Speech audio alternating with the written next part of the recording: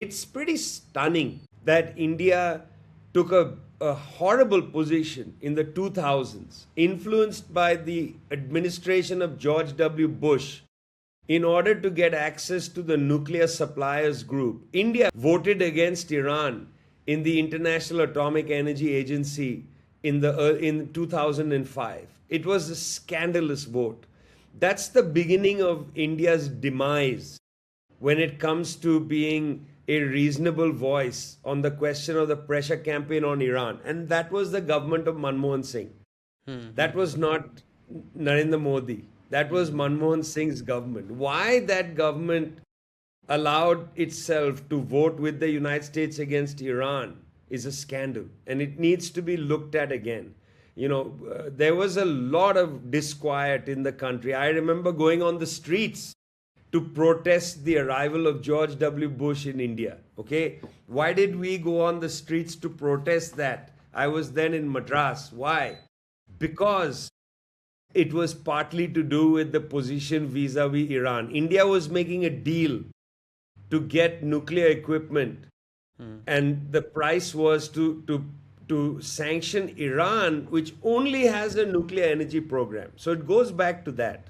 Okay, so I don't want to put this on the shoulders of Narendra Modi and the Bharatiya Janata Party and the Jan Sangh tradition. And no, it's not true. The Indian elite made a decision. Okay, that was Manmohan Singh's government. I don't want this to be forgotten. Okay, whatever the Congress says today and so on, let it be remembered Very that important. it was Manmohan Singh who betrays Iran in this way in 2005. And that betrayal continues till today, when the Indian government has not come out, they've forthrightly condemned a war of aggression against an effective neighbor. Effectively, it's our neighborhood. We should have been condemning a war of aggression. Iran faced a war of aggression in 2025, in July, the 12-day war, and then faced a war of aggression now. Its supreme leader was killed, and what did the Indian government say?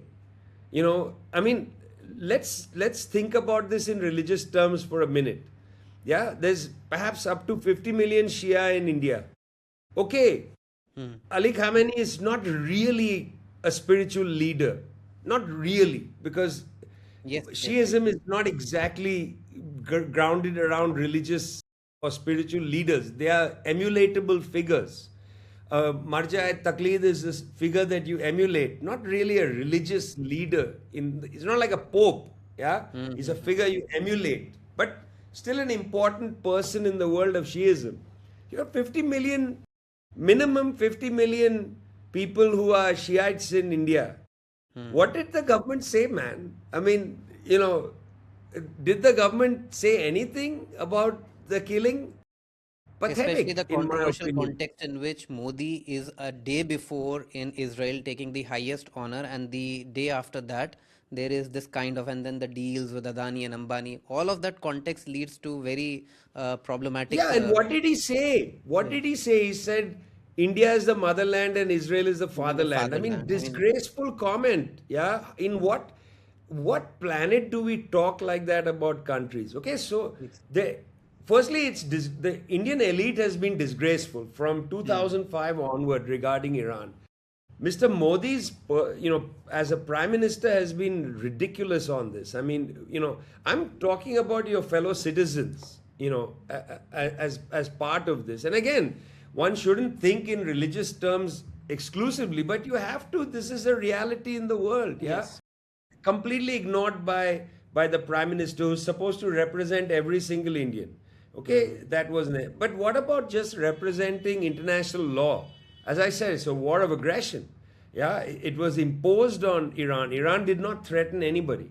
It was imposed on Iran. India says that Iran should not be striking the Gulf Arab states. I agree. The Iranians agree. They don't want to do it. But they're trying to hit the people that are hitting them, which is the US military bases. When is India going to say, India, which has no foreign bases, yeah, for now, when is India going to say there should be no foreign military bases in the Gulf area? When is India going to say that? I mean, India makes a big point of having no foreign military bases. Yeah, makes a big point. We have on many occasions said we will not allow overflights. We will not allow military planes to land in our airports if they are going to a mission.